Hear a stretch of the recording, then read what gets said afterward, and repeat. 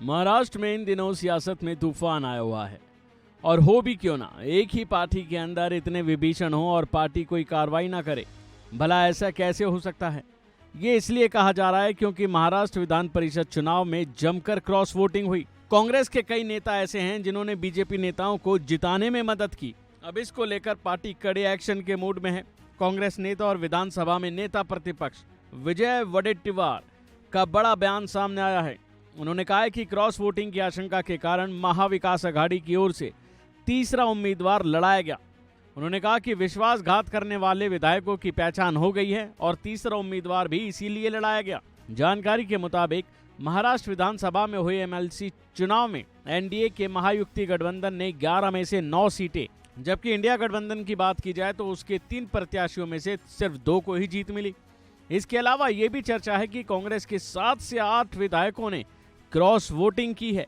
इस लिस्ट में एक नाम और आया जिसे विजय वडेट्टीवार ने नहीं माना, यानी कांग्रेस विधायक कैलाश गोरंट्याल ने भी क्रॉस वोटिंग की, पर नेता विजय वडेट्टीवार ने इसको अफवाह बताया। उन्होंने ट्वीट करते हुए कहा कि कांग्रेस विधायक कैलाश गोरंट्याल द्वारा क्रॉस वोटिंग की खबरें आ रही हैं, लेकिन ये रिपोर्ट पूरी तरह से गलत है। गोरंट्याल पार्टी के प्रति वफादार नेता हैं, उनके बारे में झूठी खबरें फैलाई जा रही हैं। महाराष्ट्र विधानसभा के नेता प्रतिपक्ष ने कहा कि संख्या बल की दृष्टि से विधान परिषद चुनाव में तीसरी सीट के लिए चुनौती थी।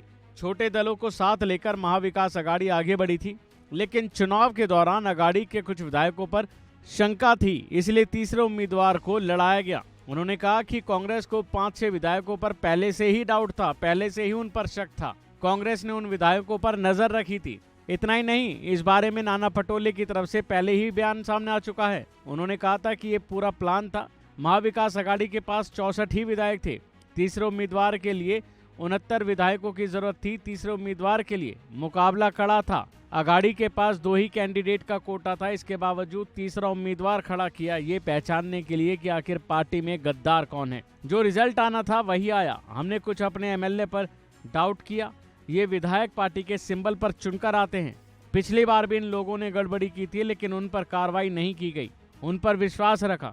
अब ऐसे में कांग्रेस ने विधान परिषद का चुनाव इसलिए लड़ा क्योंकि हम पार्टी में बेईमान लोगों का पता लगाना चाहते हैं और पार्टी में जो कूड़ा है उसको साफ करना चाहते हैं। जाहिर है कि विधान परिषद चुनाव में जीत के लिए एक कैंडिडेट को 23 विधायकों के वोट चाहिए थे। इनमें बीजेपी के 103, शिवसेना जो कि शिंदे गुट के 38, एनसीपी अजीत गुट के 42, कांग्रेस के 37, शिवसेना यूबीटी के 15 और एनसीपी शरद पवार के 10 विधायक शामिल हैं।